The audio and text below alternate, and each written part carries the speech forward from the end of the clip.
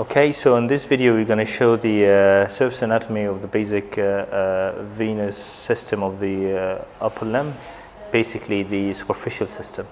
So the most common site for cannulation usually is the back of the hand, which is the dorsum venous network. This is usually forms with an arch. These veins here are the most commonly used. It's not very convenient for the patient to have the cannula in, but it's the best place normally because it's avoiding getting into the veins are bigger and further proximal in the arm, when then they are more useful for venous access for dialysis in patients with chronic renal disease. And at the base of the right thumb here, you see the arch continuing to the base of the right thumb, and then at this stage it starts to form the beginning of the cephalic vein.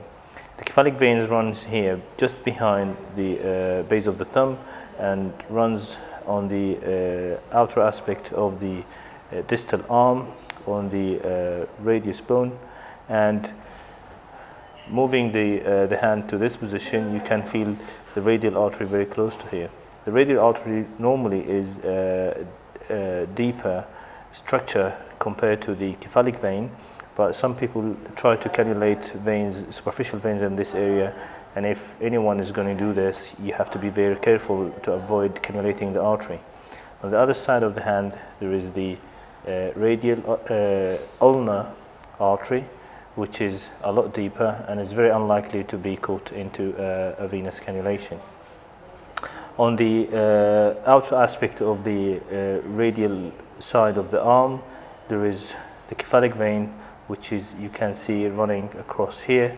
It's a very good vein for cannulating, but it's a very important vein used for AV fistula formation for a patient with renal dialysis.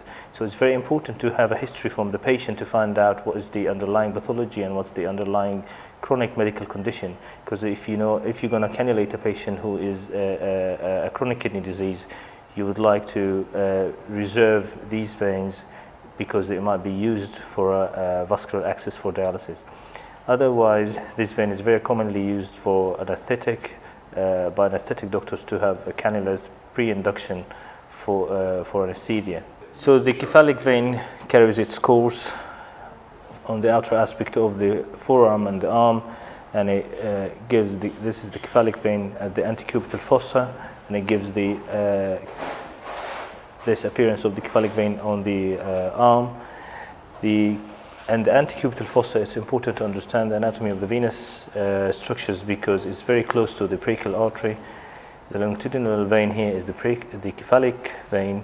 This diagonal vein is the median cubital vein, and it runs very close to the brachial artery. So it's very important to feel the pulse and identify the anatomy of the brachial artery.